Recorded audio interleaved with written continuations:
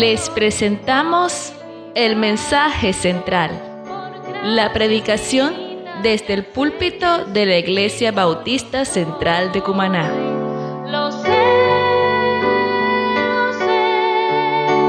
comprado por sangre yo soy, comprado por sangre de Cristo, con gozo al cielo yo voy.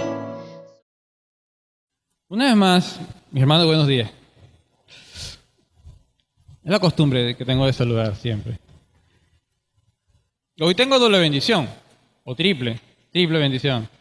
Me tocó la escuela dominical, la dirección y la predicación. ¡Qué bendición!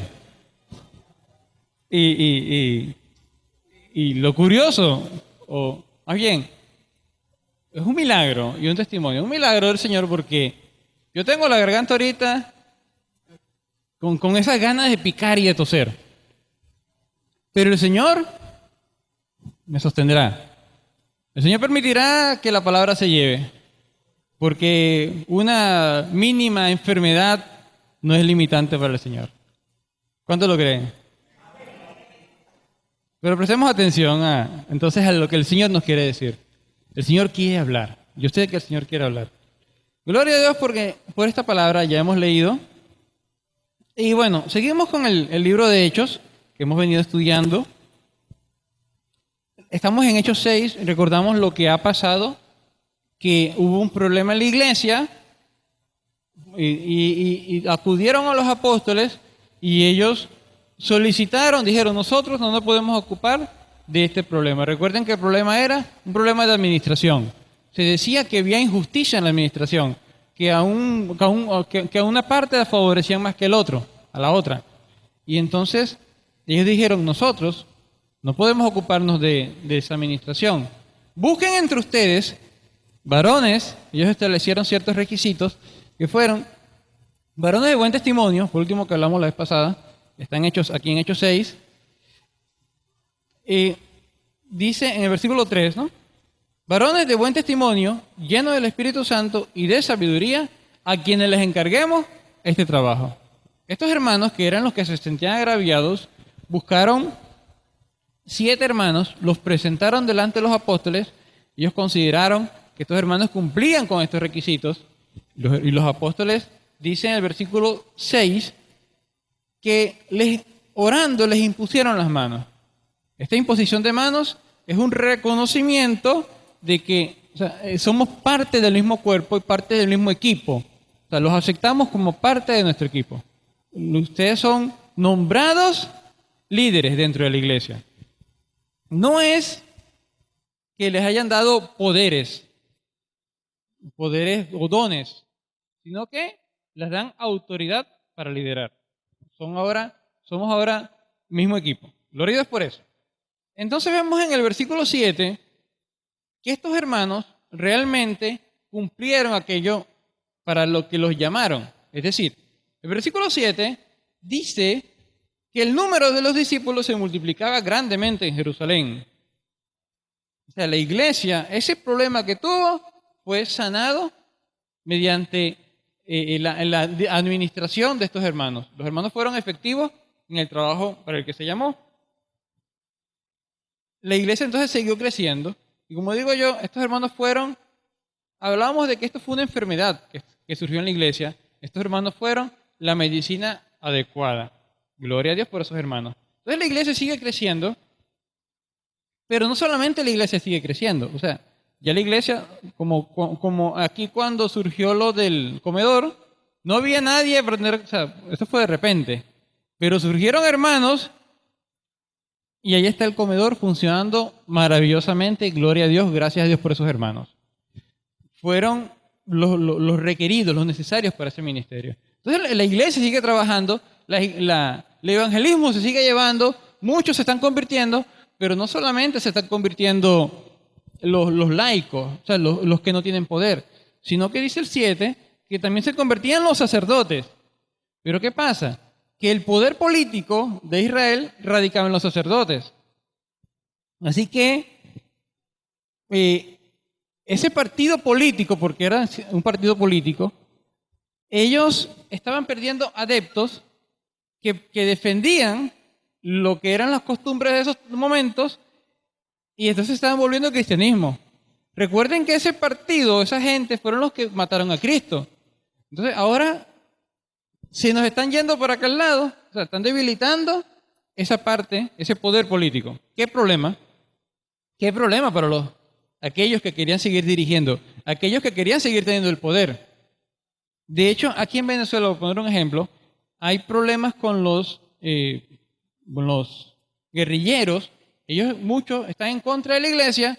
¿Por qué? Porque la iglesia predica y muchos guerrilleros, gloria a Dios, se están convirtiendo a Cristo y también jóvenes que son prospectos para ser guerrilleros se convierten. Entonces los guerrilleros se molestan contra la iglesia y los amenazan y matan. Aquí en Venezuela está pasando eso. Persecución contra la iglesia.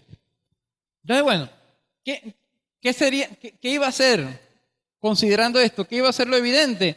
Que a estos sacerdotes tampoco les iba a gustar lo que estaba pasando. Y entonces sale a relucir Esteban. O sea, recuerden que hasta ahora estamos hablando de la iglesia en general predicando. Pero aquí entonces se enfoca el texto en Esteban, en el versículo 8. Esteban era uno de esos 7 que fueron elegidos para administrar. Yo lo llamo 7 administradores. También usted puede leerlo tal vez en su Biblia o lo haya escuchado como los 7 diáconos.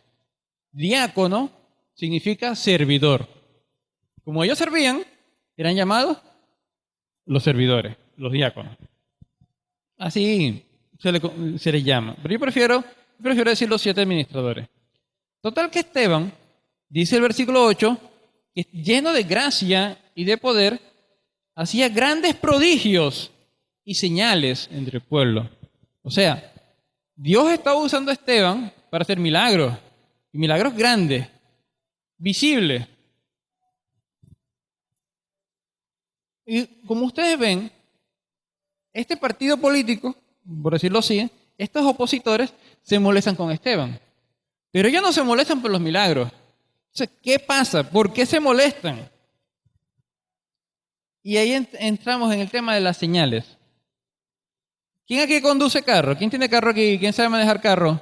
Moto, bicicleta, ¿quién sabe manejar? Hay algunos pocos que saben manejar.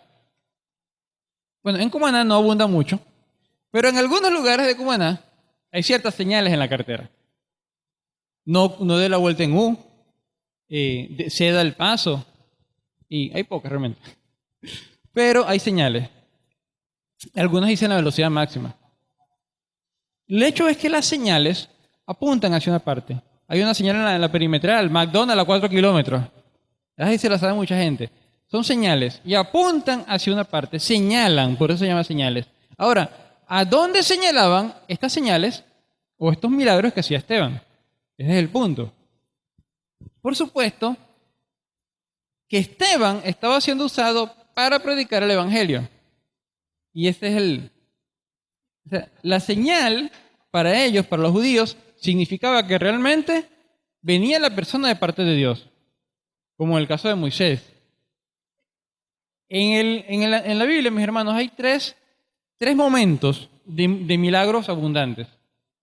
En los tiempos de Moisés, tiempo de Elías y Eliseo, y tiempo de Jesús y los apóstoles. Y todos estos momentos o todos estos milagros señalaban o eran usados para señalar hacia Dios, para volver el pueblo a Dios. Entonces, cuando la gente ve los milagros y escucha el mensaje, pues mucha gente se está convirtiendo. Sigue el problema entonces con los sacerdotes, que están ahí, están en contra. Y no solo sacerdotes, pero por supuesto, ellos son los que están al frente, los que están dirigiendo a los demás, para que haya rivalidad contra esta nueva secta, ellos lo llaman secta, la secta de los cristianos, la secta del camino. Entonces, Esteban está predicando, pero nos preguntamos, o sea, si a Esteban lo eligieron para administrar, ¿qué hace Esteban predicando? Uno podría preguntarse eso. Y tal vez alguno dirá, no, no debió hacer eso. No sé si aquí sea ese caso, alguno que pueda pensar eso, pero realmente el punto es que Esteban sabe que el principal llamamiento de Cristo, aparte de la santificación personal, es la predicación del Evangelio. Hace un momento hablábamos acerca de los ministerios en la iglesia, hablábamos en la escuela. Y es verdad que ministerios son buenos, el ministerio de alabanza, el ministerio o sea, el servir en la cocina, ministerio de compañerismo, los ministerios que te quiera mencionar. Pero nada de eso puede desviarnos del centro de la iglesia, del centro de la misión, que es predicar el Evangelio. Entonces Esteban sabía esto. Esteban le dieron un cargo, administra aquí. Le dijo, sí, amén, yo ministraré y seré fiel. Pero eso no me debe desviar de mi principal ministerio, el de todos nosotros, que es la proclamación. Hermanos, para quien no lo sepa, la iglesia tiene un lema, que es el centro de los ministerios, que es el lema pesca. Cada sigla representa un ministerio. Ministerio de proclamación, enseñanza, servicio, compañerismo y alabanza o adoración. Entonces, pero por supuesto, si usted quita de la iglesia, quita la palabra, la P, esa iglesia no alumbra. Puede estar ahí, pero esa iglesia no alumbra. Y me acuerdo que cuando Cristo le dice no recuerdo cuál iglesia, en Apocalipsis, voy a quitar tu candelabro, yo creo que va a poner otro. Que la iglesia, mi hermano, está para predicar, para alumbrar, para llevar la palabra del Señor. Y cuando digo la iglesia, no digo solamente aquí, el equipo, que tiene que ser, vamos todos juntos o no. No, cada uno de nosotros, Dios nos ha llamado para que proclamemos la palabra. Si el Señor le dio dones a usted, es para que usted lo use para su gloria, de manera que la palabra de Cristo crezca, sea multiplicada, sea regada. Esteban estaba claro en eso. Por eso Esteban estaba predicando. Y Dios lo está usando. ¿Usted quiere ser usado por Dios? A veces queremos ser usados en milagros. A veces queremos que la gente, hacer milagros por aquí y por allá, pero se nos olvida. Tenemos que proclamar la palabra. De repente queremos ser usados para alimentar a los hambrientos, pero se me olvida que tengo que predicar la palabra. De repente quiero ser usado en la alabanza y tocar unas músicas espectaculares, pero se me olvida que tengo que predicar la palabra. Entonces, todos los ministerios o todos los llamados que Dios nos hace tienen un fin central, que es predicar la palabra del Señor. Esteban sabía eso. Entonces, estar al frente de un ministerio es bueno. Soy administrador, eso es bueno, gloria a Dios. Pero estar al frente de un ministerio no es la meta. Es un medio. Es un medio para predicar la palabra del Señor. Para eso. Usted quiere un trabajo, usted quiere un ascenso, ¿dónde quiere estar usted? No me lo diga ahorita, pero piense. Bueno, ahí donde usted quiere estar, tiene que ser para predicar la palabra del Señor. Para exaltar al Señor. Para que la gente conozca al Señor. Si ese puesto lo va a alejar de predicar la palabra, mejor es que no lo tenga. ¿Para qué va a servir? Mejor es el barrendero que anda predicando en la calle que el presidente que se le olvida la palabra de Dios. Entonces, gloria a Dios, Esteban, repito, supo cuál era su principal fin, predicar la palabra de Dios. Como para cualquiera, para él hubiera sido más fácil limitarse a su ministerio. Qué bueno es y qué fácil. Cuando me ponen de un ministerio y de aquí yo no avanzo porque me pusieron aquí. Mira, vamos a predicar. Mira, ¿cómo está ahí evangelismo? ¿Quiere dirigir un pasto? No, mi hermano, no puedo dirigir un pasto porque yo soy predicador de la iglesia. Mira, ¿quieres hacer el evangelismo? No, mi hermano, porque yo soy predicador en la iglesia. O sea, ¿qué ministerio más importante que predicar la palabra de Dios? No hay. No hay. Pero, yo lo digo así, hay una tendencia en nuestra carne a querer tomar un ministerio, y esto es una advertencia, oyeron, para todos nosotros. que cuando llegamos a un ministerio podemos olvidarnos de proclamar la palabra de Dios. Y eso es lo principal. No se nos debe olvidar. Más cuando de repente, considera la situación de Esteban. Él está viendo que encarcelaron a los apóstoles. Los han encarcelado, les han echado unos chaparros, los han castigado, los han amenazado de muerte. Para él hubiera sido más fácil, repito, quedarse. No, yo no salgo a predicar porque me agarren a mí. No, yo estoy en la iglesia sirviendo al Señor. Salgan ustedes a predicar. Hubiera sido más fácil, ¿verdad? Más fácil. Pero él dijo, no, yo estoy para predicar la palabra del Señor. Y esto, mis hermanos, yo no les dije el tema, el nombre, pero el tema es Esteban, un gran ejemplo a seguir. Un gran ejemplo a seguir.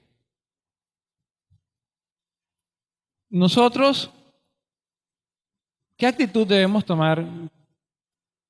¿Limitarnos a los ministerios que nos hayan dado? ¿O siempre estar pensando, este ministerio lo ministraré, pero eso no va a quitar mi responsabilidad, mi necesidad de proclamar la palabra del Señor? Tomemos el ejemplo de Esteban. La iglesia de Cristo, mis hermanos, recuerden, es una iglesia misionera. La iglesia de Cristo no ha sido tomada de este mundo porque tiene la responsabilidad de seguir predicando la palabra del Señor.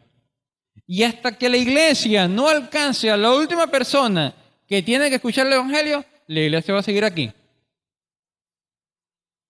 Cuando la iglesia termine, complete su obra, entonces vendrá el Señor. No vamos a entrar en ese tema tan profundo del fin de los tiempos, pero la iglesia está aquí para predicar el mensaje del Señor. Es bueno servir a los hambrientos, es bueno reunirnos, es bueno salir al parque y divertirnos, es bueno cantar alabanza, es bueno hacer estudios en la universidad, en el instituto, es bueno. Pero el fin de la iglesia es predicar la palabra del Señor y no se nos debe olvidar. Recuerden, hermano, una vez una hermana me dijo esto. La iglesia no es un club de yates. La iglesia es un puerto pesquero. La iglesia no es un club de yates. No venimos aquí a reunirnos como un club.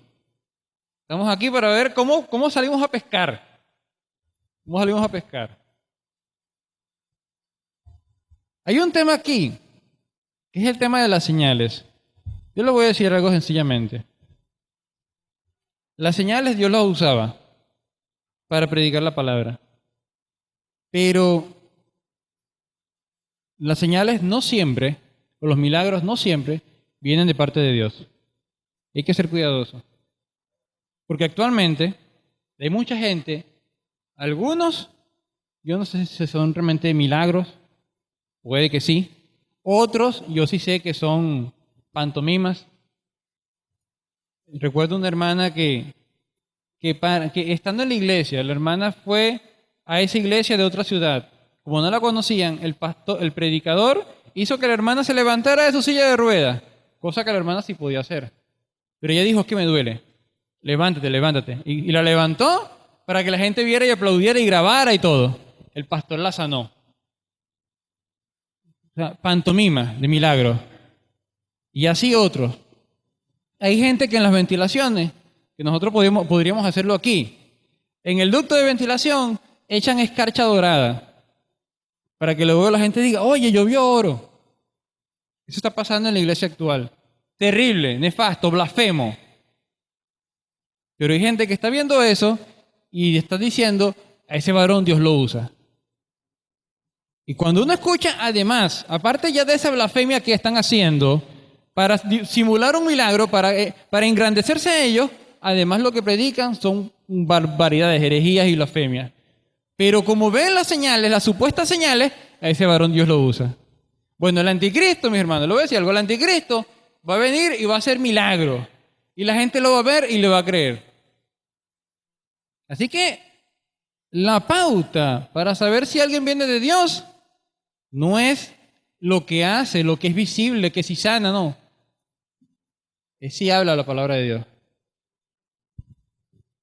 Dios los usó.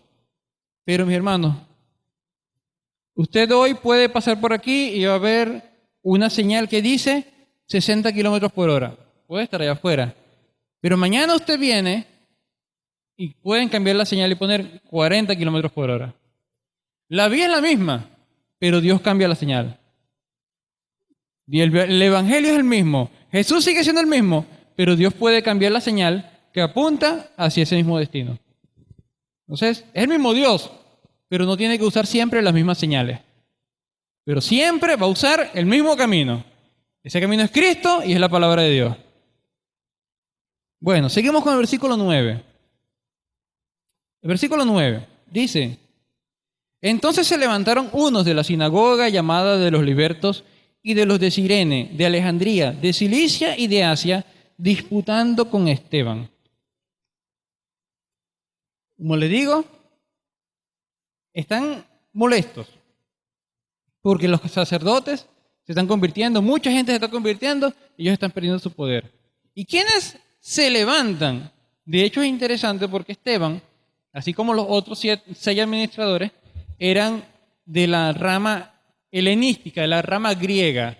Y estas iglesias que se levantan también tienen el mismo trasfondo. Vean, dice que judíos de las sinagogas tenemos Cirene y Alejandría. ¿Qué es eso? Ciudades de África.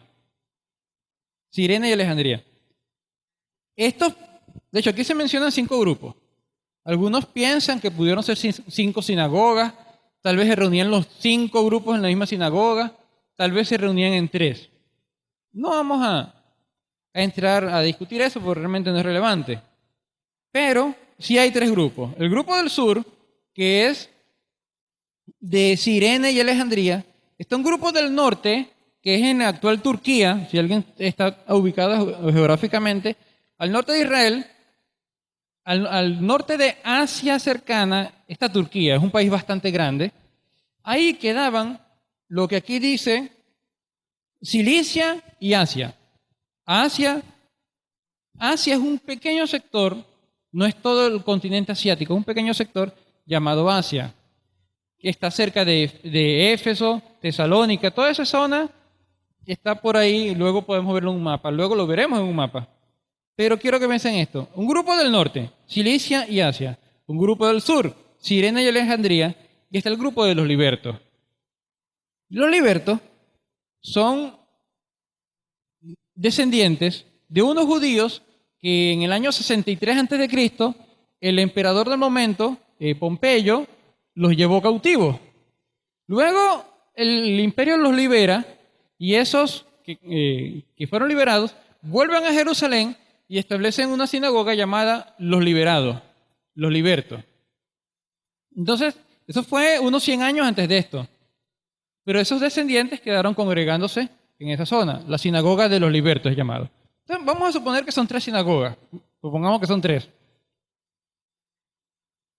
Pero lo relevante de esto, y quiero llamar la atención, son 2 cosas.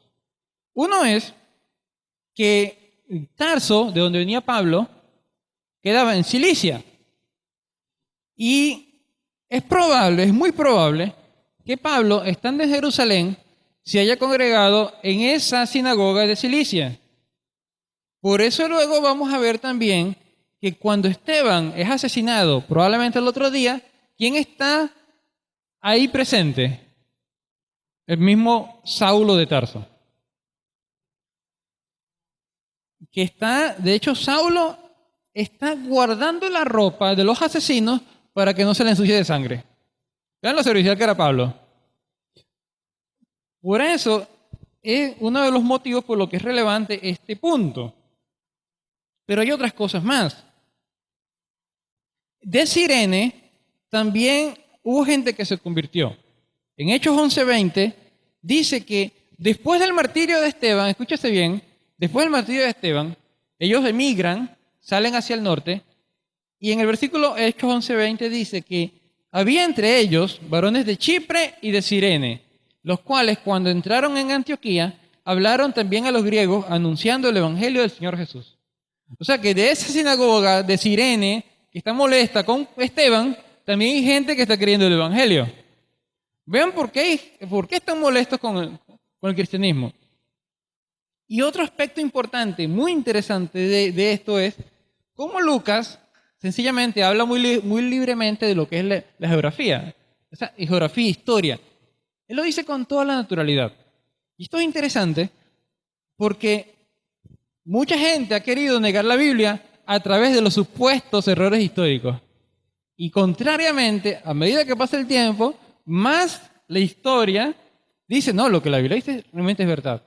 La historia o los hallazgos científicos, arqueológicos, cada día van confirmando lo que la Biblia dice. Lo interesante entonces es que la Biblia es el libro histórico más confiable. ¿No? No lo que de repente hoy usted dice, o alguien le dirá, no, es que eso es mentira porque está demostrado, en cualquier momento se demuestra que lo que la Biblia dice es verdad. Porque es la palabra de Dios. Es un historiador, Lucas es un historiador narrando la historia. Pero ¿qué es el problema? Lo tenemos ahorita y hace poco lo tuvimos y siempre se ha tenido, que la gente quiere ir en contra de la Biblia. Entonces no es que realmente demuestren que la Biblia es verdad, sino que quieren forzadamente decir que la Biblia es mentira. Nunca se ha demostrado que sea mentira, ni lo podrán demostrar, porque es la palabra de Dios. Pero la gente sigue empeñada, terca en decir que es mentira. Eso es triste, ¿no? Realmente es triste. ¿Y por qué la gente rechaza la Biblia? Por sus verdades, por lo que implican sus verdades. Hace poco yo hablaba con un estudiante y yo le decía, mira, y ese es el tema, lo más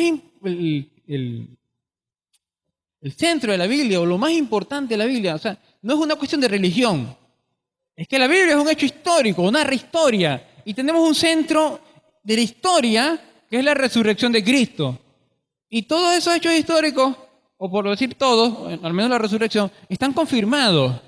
Me decía, ¿confirmado? Me decía el estudiante, ¿confirmado? Sí. Hay más evidencias de todos esos relatos históricos que de muchas otras cosas que cualquiera ahorita afirma. Hace poco se decía que una muela que consiguieron era una muela de, yo no sé qué, Homo erectus o algo así de eso, que había comprobado la teoría de la evolución. Ahora sí, a los pocos años, ¿qué se comprobó? Que era una muela de un cochino. Hace poco también salieron una quijada que se dijo que era una quijada de una mujer no sé qué cosa, o no sé cómo lo llaman, porque es verdad que esos nombres latines me confunden, pero que era la evolución, que ese era un perdido de simio a hombre. ¿Qué demostraron después? Que sencillamente era un simio. Y así, muchas cosas han ido saliendo y seguirán saliendo donde la gente quiera afianzarse, quiera afincarse para decir que la Biblia es mentira. Pero todo eso va a ser, con el tiempo, deshecho. Pero ¿por qué se afincan? Porque quieren rechazar las verdades morales, espirituales que hay en la palabra de Dios. Eso es terrible. No sé cuántos de ustedes durante su vida hayan rechazado la palabra de Dios, su vida anterior, su vida vieja. Pero gloria a Dios, yo era uno de esos. Yo me burlaba de la palabra de Dios sin haberla estudiado. Pero sencillamente yo no quería nada que ver con ese Cristo que me exigía santidad. Pero gloria a Dios, mis hermanos, porque si hoy estamos aquí, es porque el Señor dijo, usted va a escuchar el Evangelio y usted lo va a creer. Y el Señor nos transformó y nos tiene aquí. La gloria es de Dios. Pero quiero resaltar esto, ¿no? Que la Biblia habla de lo más natural acerca de geografía y de historia, porque eran historiadores normalmente y hablaban con toda su naturalidad. Entonces, no dude de que lo que la Biblia realmente menciona es verdad. Y sepa que lo que nosotros creemos no es una religión que nos inventamos, creemos en hechos históricos. No, cuando usted diga, mira, quiero hablarte de Jesús. Yo no hablo de religión, Antier un conocido puso algo así en el Facebook. Yo no hablo de religión porque eso puede tener problemas. Y dije, pero hablas de historia. Porque el problema es que Jesús es un hecho histórico. Y si está en la historia, tú tienes que ver qué tan cierto es eso que se dice de él. Porque si lo que se dice es verdad y tú no lo quieres creer, te vas para el infierno. Pero si lo que se dice es mentira, ok, sigue con tu camino. Pero no hablo de religión, hablo de historia. Hace años fuimos a una escuela a predicar y una señora me dijo, yo no estoy de acuerdo con que vengan a hablar de religión. Yo le dije, no. A los niños se les da historia de Venezuela, se les da historia universal. ¿Por qué no vamos a hablar del hecho histórico que dividió la historia del mundo? No estoy de acuerdo con la de religión. Es una cuestión, sencillamente una negativa a la palabra de Dios. Pero no es religión, es historia de lo que estamos hablando. Y la historia de cómo Dios se vino al mundo a salvarnos. Yo no tengo la culpa de que Dios haya venido al mundo. Yo le doy gracias. Dios vino al mundo a salvar a los pecadores, de los cuales yo soy el primero. Y el Señor vino. Yo no puedo dejar de hablar de lo que he visto y oído. Hermanos, en el versículo, ahora, es importante que en el versículo 9 dice que se levantaron estos y disputaban con Esteban. Ahora, el hermano John MacArthur dice que este verbo disputar en griego refleja que tenían un debate formal. O sea, ellos llegaron vamos a conversar, quiero escuchar lo que tú estás proclamando. Y así llegaron a debatir. ¿Pero qué pasó? En el versículo 10 dice que no podían resistir a la sabiduría y al espíritu con que hablaba. Claro, esto es maravilloso, ¿no? ¿Quién le va a ganar un debate al Señor? Y estamos hablando de que este Esteban estaba hablando lleno del Espíritu Santo, lleno de sabiduría. ¡Qué maravilla!, ¿no? Entonces, Esteban demostraba que sí cumplía aquello por lo que eligieron. Recuerden que lo eligieron porque era un hombre lleno del Espíritu Santo y lleno de sabiduría. Lo demostraba. Entonces, no podían ganarle. ¿Por qué también? Luego vamos a ver en el capítulo 7 que Esteban no era un hombre iletrado. Era un hombre que estudiaba la palabra de Dios. Que la sabiduría con la que hablaba era porque él predicaba conforme a la palabra de Dios. Por eso no pudieron refutarle nada. Hermanos, nosotros podemos también hablar con sabiduría, una sabiduría irrefutable, si estamos llenos de la palabra de Dios. ¿Saben que a veces yo les cuento un testimonio, no para mi gloria, no para nada, para la gloria del Señor, porque me ha tocado predicarle a unas personas en internet. Yo predico. Con el tiempo me ha sucedido que he conseguido los textos que he escrito y yo digo, oye, esto lo escribí yo. Y digo, no, esto no lo escribí yo, esto lo escribió el Espíritu Santo. Porque el Espíritu Santo hace cosas en nosotros y a través de nosotros que son maravillosas. El Espíritu Santo, hermano, no tiene límite cuando nosotros le entregamos nuestro ser. Nosotros somos los que lo limitamos, nosotros somos los que lo resistimos, pero el Espíritu Santo es espíritu de sabiduría y dice cosas y hace cosas y trae a la memoria la palabra de Dios cuando lo buscamos. Él nos promete en Santiago 1:5 que si le pedimos sabiduría, Él nos la va a dar. Él lo promete y Él es fiel. Entonces, Él le dio sabiduría a Esteban y esa misma sabiduría nos la puede dar a nosotros si lo buscamos con la misma diligencia. Si dependemos de Él, si dependemos del Espíritu, si nos llenamos de la palabra de Cristo, siempre lo digo, hermano, necesitamos llenarnos de la palabra de Cristo. ¿Cuánto tiempo dedicó usted a la lectura de la palabra esta semana? No me responda, medite en eso. Pero hay otro tema, no solamente el estudiar, sino la oración.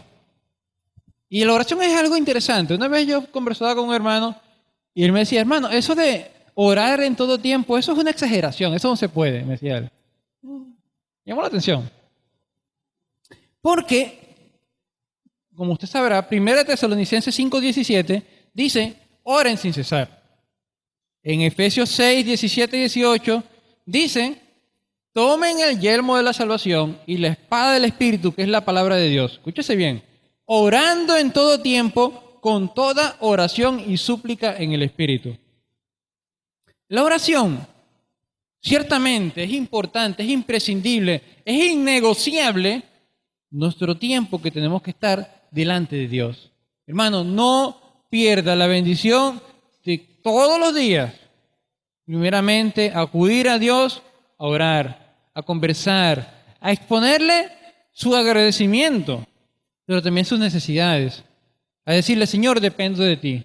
Señor, tengo estos afanes y yo no sé cómo tú vas a proveer, pero quiero esperar sabiendo que tú vas a proveer. Yo les cuento que ayer mismo en mi casa no había agua, ni para beber, ni para cocinar, ni para bañarme, ni para nada. Porque me descuidé yo y se fue el agua, se fue de hecho el jueves en la madrugada y quedé sin agua. Y entonces ayer, lo poquito que me quedaba, se gastó el viernes. Y ayer en la mañana decía, Señor, pues necesito agua para eso, para beber, sobre todo beber y cocinar al menos. El aseo, bueno, ya es otra cosa, pero también lo quiero, pues. Y no me bañaba desde el jueves. Me sentía... Pero,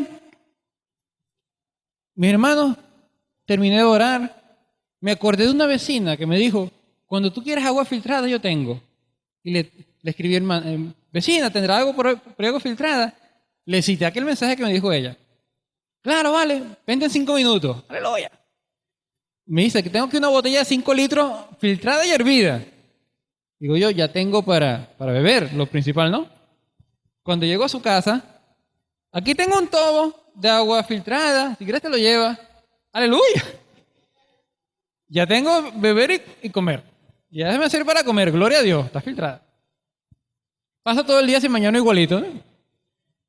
Pero en la noche, dicen, abrieron el tanque. Hay un tanque subterráneo, pero está sellado. Abrieron, bajé a agarrar agua. Yo bajé con mis tobos. Hice 2 viajes y me llené de agua, me bañé anoche, me bañé esta mañana. Por eso que, bueno, gloria a Dios. Pero mis hermanos, eso fue paso a paso que el Señor fue proveyendo, pero les pongo este ejemplo de que ore el Señor, dígale todo, confíele, o sea, exprésele todo lo que usted necesita con confianza y aprendamos a esperar en el Señor, porque el Señor escucha. Tal vez no me dé hoy lo que quiero para hoy, pero Él sabe si me lo debe dar y cuándo. Yo le decía a Reyito, pídele a Dios un hermanito. Claro, la verdad es que yo sabía que estábamos embarazados. Pero Reyito, yo se lo pongo como un ejemplo.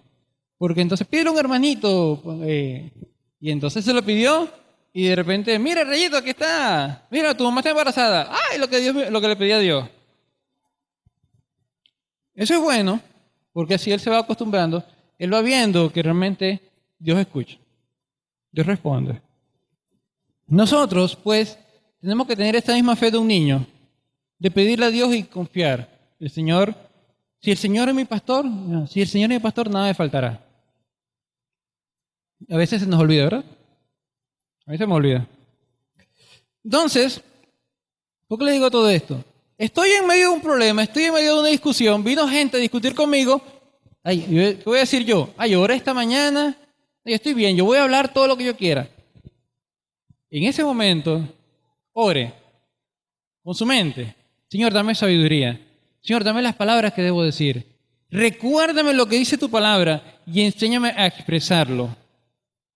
Pero necesito venirme preparando, como dice Pedro, estar listo, porque en cualquier momento van a demandar, van a pedirme, ¿qué es lo que tú dices? ¿Qué es lo que tú crees? Y tengo que estar listo para expresar satisfacer esa pregunta que me está diciendo. Esto es lo que yo creo. Creo en Dios que vino a la tierra. Creo en Jesucristo que murió por mis pecados y que resucitó, ascendió al cielo y me vino a buscar. Y que me dio su Espíritu Santo para acompañarme todos los días, para irme santificando, para irme preparando, limpiando, para que cuando Él venga, yo no me aleje y no salga corriendo con pena y vergüenza, sino que yo lo reciba con agrado, con gozo. Eso es lo que yo creo. Pero, repito, tenemos que orar. ¿Por qué mencionar a este hermano? Porque sí podemos orar en todo tiempo.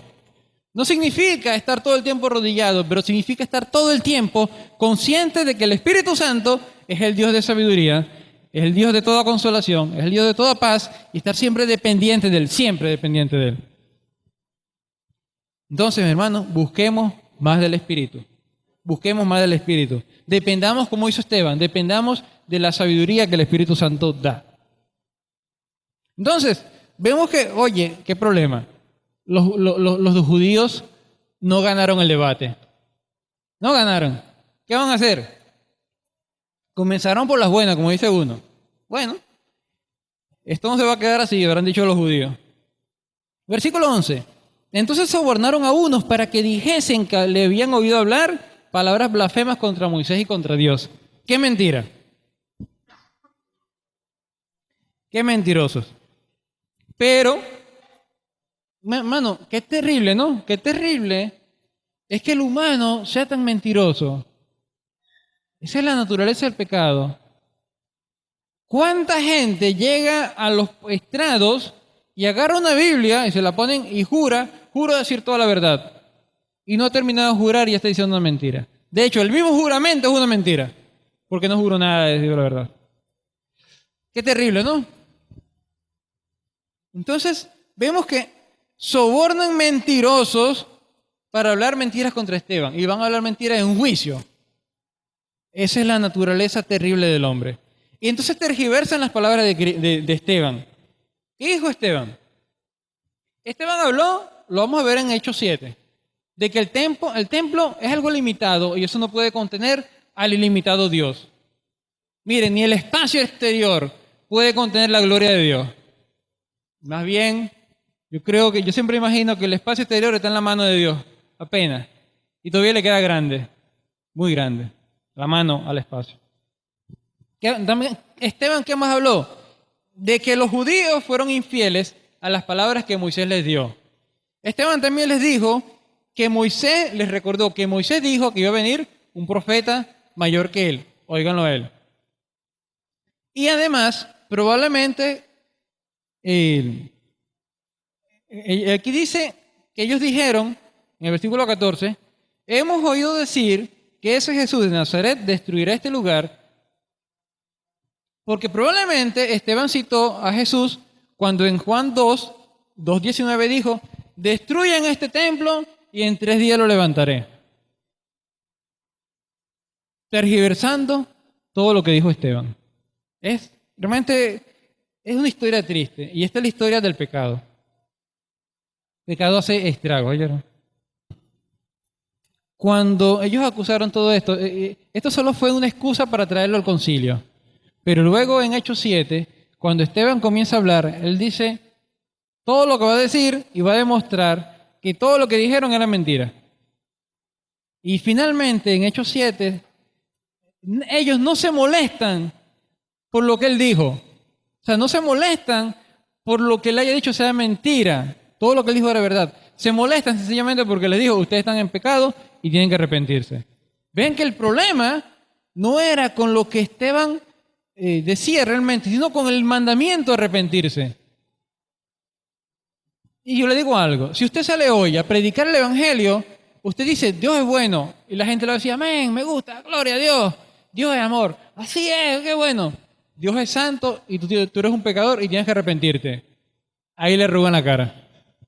El gran conflicto que tiene el hombre con Dios es que Dios es santo y el hombre es pecador. Y eso es lo que a la gente no le gusta. Háblame de un Dios bueno, háblame de un Dios de amor, háblame de un Dios que me da, pero no me hables de un Dios que me mande a arrepentirme, porque eso me molesta. Eso es el problema que tiene el mundo con Dios.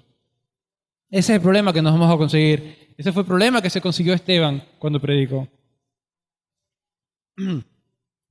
Ahora, a Esteban no le extrañaba esto. Jesús dijo en Juan 15, a ustedes los van a odiar porque el mundo me odia a mí. Resumiendo, Juan 15, 19 y 20. Y si a mí me persiguen, a ustedes los van a perseguir. Y el que guarda mi palabra, va a guardar la palabra de ustedes. ¿Qué hubieran hecho ustedes siendo Esteban? Una buena pregunta, ¿verdad? Estando en esa situación. Esteban pudo seguir la corriente de sus enemigos. Y cuando él vino y lo confrontaron, y él dijo, oye, si sigo predicando, como que me van a matar. O puedo ponerme de acuerdo con ellos y listo. Pudo dejar de predicar. Pudo conformarse. Y decir, ustedes tienen razón y yo no. Y se echa para atrás. Hermano, esto no es diferente ahora. Es diferente la forma, pero el mismo acontecimiento. ¿Qué pasa ahora? El mundo va de mal en peor, ¿sí o no? Cada día hay más oposición a la Biblia. Tristemente, los pecados se proclaman con orgullo. Mes del orgullo, pecaminoso, blasfemo. Quieren, es más, los canales de televisión infantiles ponen mujeres besándose, hombres besándose. Que yo lo he visto. Y ponen mes del orgullo gay con bandera y todo. Quieren que lo malo lo llamemos bueno. Quieren o proclaman, sal del closet, eso es algo bueno. Pero si te quedas en los marcos divinos de la familia, de la vida, de la santidad, eso es reprobable. Y no conforme con que eso está pasando en el mundo, entonces vemos la iglesia adaptándose al mundo y diciendo, no juzgue.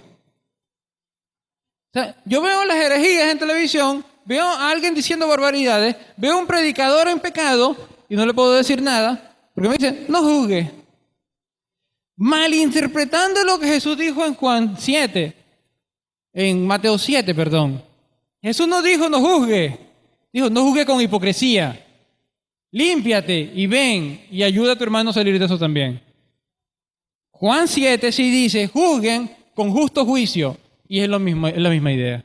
Juzga, pero deja la hipocresía. Entonces, qué triste es que la iglesia esté permitiendo las herejías bajo el escudo, falso escudo diabólico de no juzgue. Entonces, ¿qué tenemos que hacer nosotros como iglesia? ¿Conformarnos al pecado? Pablo tuvo que decir, no voy a juzgar a Corintios. Bueno, si ustedes quieren seguir con su hermano que está con la esposa de su padre, sigan, porque yo no tengo derecho a juzgar. No, el pecado es pecado. El pecado es pecado y se juzga, sea dentro de la iglesia o sea fuera de la iglesia. Pecado es pecado. Y no deja de ser pecado porque lo haga yo o porque lo haga cualquier otro. ¿Oyeron? A veces queremos justificar los pecados porque yo los hago. Eso sigue siendo pecado. Entonces, qué triste. Vemos que entonces que la iglesia se apaga. Y aquel que quiere reavivar la santidad y la adoración en la iglesia, a ese es el que critican. O sea, yo no puedo juzgar el pecado, pero a mí sí me pueden juzgar mi santidad. Eso está pasando en la iglesia. ¿Qué vamos a hacer nosotros? ¿Qué va a hacer usted? Pregúnteselo, no me lo responda. Pero tenemos enemigos fuera de la iglesia. Enemigos en el sentido de que van a combatir, pero sabemos que la lucha es contra el diablo que los está dirigiendo. Pero también dentro de la iglesia hay gente que se está colando dirigida por el diablo y que no quiere dejar sus pecados. ¿Qué vamos a hacer? Vean estas estadísticas alarmantes que yo conseguí. Alarmantes. No sé qué tan ciertos sean, pero le vi cierta verdad. Dice esto, que hoy día 10% de los hermanos no se hablan. ¿Qué broma es esa? Que los hermanos no se hablen. El Señor reprende al diablo.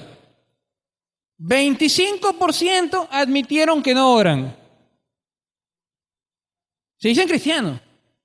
35% no sirve en ningún ministerio. Comparen a esto con Esteban. Y compárese con usted, por supuesto. 40%, escúchese bien, no apoya la obra misionera. Hablando de la ofrenda misionera. 45% no invita a nadie al culto. 55% no ha ganado un alma para Cristo. 65% admitió que no ofrenda. 70% no se congrega. 80% admitió que no lee la Biblia. 90% admitió que nunca diezma.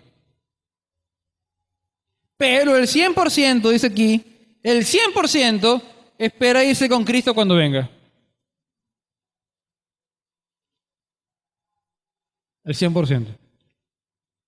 Y aquí está una pregunta, aquí termino con una pregunta diciendo, ¿en qué grupo te encuentras tú?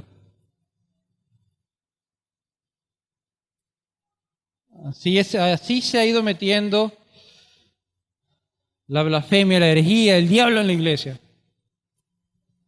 El diablo dijo, yo no los voy a derrotar desde afuera, yo me voy a colar desde adentro, como un cáncer que va creciendo. Y la gente lo que está pendiente es de las maravillas, de los milagros, de lo que dijo este, de cómo habla el otro. Hace poco salió una señora diciendo que habla en lenguaje alienígena. ¿La vieron? Tal vez la hayan visto. Busca en YouTube. Señora que habla en lenguaje alienígena. Y la gente se ríe. Pero si esa persona se dijera cristiana, muchos dirían, no la juzgue. Eso es un lenguaje angelical. La gente puede decir lo que le dé la gana en la iglesia. Si se dice evangélico, hay que protegerlo. No, yo solamente defiendo la palabra de Dios. Dice Pablo, defiende la doctrina. Nada más nadie. Pecado es pecado. Entonces, vemos que la familia está siendo atacada ferozmente. ¿Qué se proclama hoy? Fornicación, promiscuidad, adulterio, homosexualidad, divorcio, concubinato. Aquí es más fácil estar en concubinato que casarse. Aquí se proclama más el concubinato que el matrimonio. Aborto. Familias sin padres o madres. ¿Qué es eso que la gente, cristianos que andan diciendo, yo soy padre y madre a la vez? ¿Qué es eso? Si tú eres hombre, eres padre. Y si eres mujer, eres madre. Y triste por tu hijo que no tenga padre o madre. Pero tú no puedes ser padre y madre a la vez. Eso es tergiversar el significado de lo que es la familia bíblica. Dios dice, tiene que haber padre y tiene que haber madre. Entonces, ¿por qué quiero decir? No nos podemos conformar a lo que el mundo dice. No nos podemos conformar. Eso de padre y madre a la vez es norma del mundo. Entonces estamos permitiendo y aceptando la tergiversación de la familia. Abuso infantil. Bueno, hermano, si ustedes supieran las cantidades de noticias que yo he visto últimamente de niños abusados física y sexualmente. Ayer metieron preso a un señor porque abusó de una niña de 12 meses. 12 meses. También vio un niño que salió en internet pidiendo ayuda, 5 años, porque su mamá le pega con el cable y tiene las marcas de los cables en la cabeza, en el cuello, en las piernas. En Venezuela. Gracias a Dios el gobierno se apersonó y están trabajando ahí. Pero eso es lo que el diablo está buscando, que se destruya la familia como Dios la creó. Y muchas veces nosotros estamos aceptándolo de lo más tranquilo. Las niñas ahora difícilmente andan con un vestido. ¿Qué se busca? Que se vistan sexy. Muchas niñas con un chorcito y un top, posando como una... Eso no es para niñas. De hecho, ni siquiera las adultas deberían andar posando así, porque hay que tener recato. Pero se está permitiendo y se está viendo con alegría que las niñas hagan eso. El diablo está buscando destruir la familia y nosotros estamos aceptándolo muy tranquilamente. Entonces, ¿qué vamos a hacer? Usted, no piense que va a ser la iglesia. Oye, ¿qué va a hacer la iglesia al respecto? Piense qué va a hacer usted ¿Qué voy a hacer yo respecto a eso? ¿Lo voy a aceptar? ¿Lo voy a juzgar? ¿O me voy a quedar tranquilo y dejar, no, que lo diga el pastor, que lo diga Rey en televisión y que lo metan preso a él? Esteban no se quedó callado.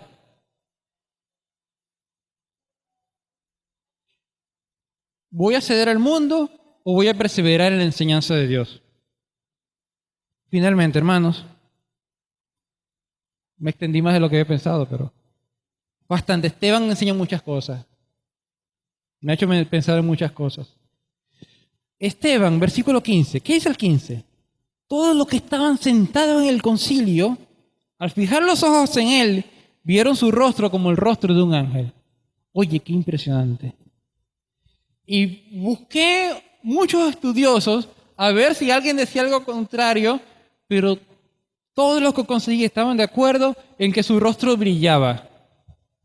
Y esto no sería la primera vez. En Éxodo 34 vemos que Moisés, cuando bajó de la presencia de Dios, su rostro brillaba. Y yo decía, oye, qué maravilla. ¿Qué iluminaba? ¿Qué brillaba en la cara de Esteban? La gloria de Cristo. La gloria de Cristo. Porque Esteban estaba en su mente, en su corazón, en la presencia del Señor. Porque él estaba orando. Moisés estuvo físicamente. Esteban está en su espíritu, en la presencia del Señor, brillando la gloria de Cristo. Esteban, escúchese bien, ya para resumir, sirvió al Señor, estudió las Escrituras, predicó el Evangelio, dependió del Espíritu Santo, buscó su dirección, enfrentó la oposición, perseveró, fue arrestado y murió. Y esa parte no me gusta, ya, me echo para atrás. Le digo algo. Esteban reflejó la gloria de Cristo. Cuando Esteban iba a morir, se abrió el cielo y él vio la gloria de Cristo. Y cuando él murió, fue a ver la gloria de Cristo y la está viendo. Y la estará viendo por la eternidad. Hermanos, vale la pena seguir el ejemplo de Esteban. Entonces, tomemos el ejemplo de Esteban en estar conscientes de predicar el Evangelio. Tomemos el ejemplo de Esteban en buscar la llenura del Espíritu y su palabra de sabiduría. Tomemos el ejemplo de Esteban en ser usados por Dios en el servicio, en conversiones y en otros milagros, porque Dios sigue haciendo milagros hoy. Pero si dependemos y estamos en la presencia del Señor, y si lo hacemos para su gloria. Tomemos el ejemplo de Esteban en enfrentar el error y la oposición. Tomemos el ejemplo de Esteban en reflejar la gloria de Cristo. Tomemos el ejemplo de Esteban. Oramos. Padre y Señor, damos gracias a ti una vez más por tu palabra maravillosa, tan llena de buenos ejemplos, de buena guía para nosotros. Padre, perdónanos por cada vez que nosotros tomamos un camino distinto y vemos en este hermano, gloria a ti por este hermano Esteban, que nos dejó un buen ejemplo. Pero perdónanos cuando tomamos un camino de pecado, de carne, de comodidad y de alguna forma que se adapte al mundo y dejamos de vivir conforme a tu palabra. Perdónanos, Dios, y ayúdanos a ser fieles reflejos de Cristo, como lo vemos en Esteban, así nosotros también queremos ser, porque queremos que nuestro rostro, que nuestra presencia ilumine con tu gloria, Dios.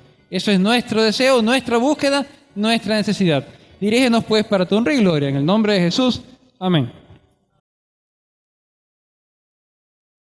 Mis hermanos, el Señor les continúe bendiciendo. Esperamos que la palabra expuesta el día de hoy haya sido de su agrado y que sirva para reflexión. Asimismo, queremos recordarles que somos la Iglesia Bautista Central de Cumaná y estamos ubicados en la avenida Las Industrias, al frente de la urbanización Fe y Alegría, al cruce con Los Roques. Y pueden encontrarnos a través de todas nuestras redes sociales. En todas estamos como Iglesia Bautista Central de Cumaná. Dios le bendiga.